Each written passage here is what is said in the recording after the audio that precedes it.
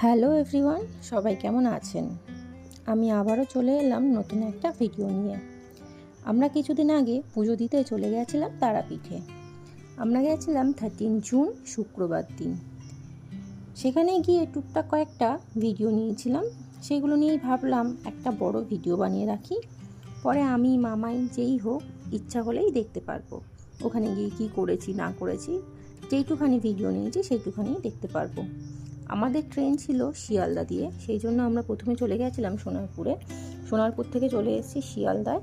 শিয়ালদাতে এসে দেখি আমাদের ট্রেনটা দিয়ে দিয়েছে, ওই জন্য আমরা আমাদের কামরার দিকে চলে যাচ্ছি। এখানে দেখুন, এইগুলো কিন্তু জেনারেল লাইনের ভিড়।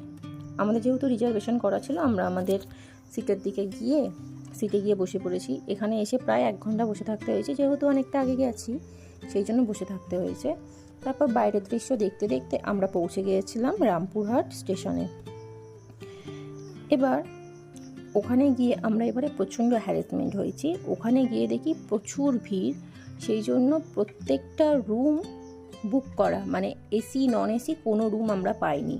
ওখানে গিয়ে প্রায় আমরা 2 ঘন্টা মতন বসেছিলাম, তাও আমরা রুম পাইনি। অনেক কষ্টে একটা ছোট রুম পেয়েছি, যেখানে গিয়ে আমরা স্নান করে রেডি হতে পেরেছিলাম আর কি।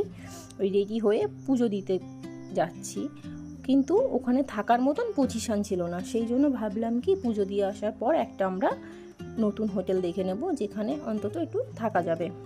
তারপর আমরা পুজো দিতে চলে গেছি। এখানে প্রচুর ভিড়, মানে এতটাই ভিড়, জেনারেল লাইনে তো ভিড়ই আছে, আর ভিআইপি লাইনেও প্রচুর ভিড়। আমরা জেনারেল লাইনে দাঁড়িয়েই পুজো দিয়েছি।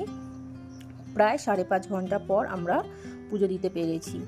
তারপর আমরা হোটেলে ফিরে একটুখানি ফ্রেশ হয়ে খাওয়া দাওয়া করে ঘুমিয়ে পড়েছিলাম।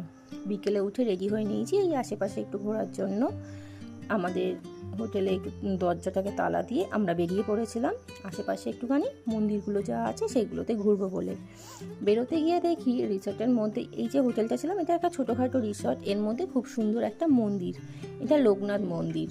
খুব ইচ্ছা ছিল যাবার, কিন্তু আমরা ফিরে আসতে আসতে এগুলো বন্ধ করে দিয়েছিল। তারপর আমরা একটুখানি বেরিয়ে পড়েছিলাম আশেপাশে ওই বামাখ্যাপার বাড়ি বা মন্দির এইগুলো দেখার জন্য। এগুলো দেখার পর আমরা চলে এসেছিলাম আবার তারাপীঠ মন্দিরের কাছে। ওখানে এসে একটু ফুচকা খেলাম, আইসক্রিম খেলাম, আর নিয়ে নিলাম কয়েকটা সেলফি।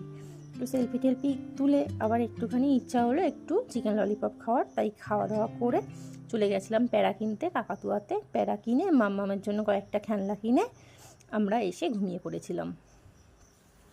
এবার সকালবেলা আমাদের ট্রেন ছিল 11টার সময়, সেই জন্য আমরা সকালে উঠে সবাই মিলে রেডি হয়ে নিচ্ছিলাম। এই যে মামাই এখন গপু সোনাকে নিয়েছে, গপু সোনাকে নিয়েও বাড়ি যাবে।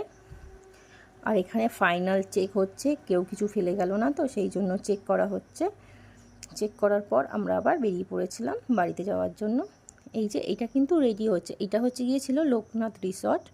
এইটা কিন্তু এখনও কমপ্লিট হয়নি। ওইদিকে সুইমিং পুল হচ্ছে, মানে টুকটাক এখনও অনেক কাজ হচ্ছে।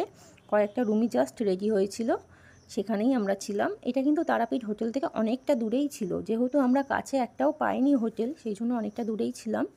তারপর আমরা ওখান থেকে ট্রেনে উঠে চলে এসেছিলাম হাওড়া স্টেশনে। হাওড়া স্টেশন থেকে আবার গাড়ি করে নিয়েছিলাম, গাড়ি করে আবার ফিরে এসেছিলাম বাড়িতে এসে ভালোভাবে নিজেও ফ্রেশ হয়ে নিয়েছিলাম আর মাম্মামকেও ফ্রেশ করে নিয়েছিলাম। আজকের ভিডিওটা এইটুখানি।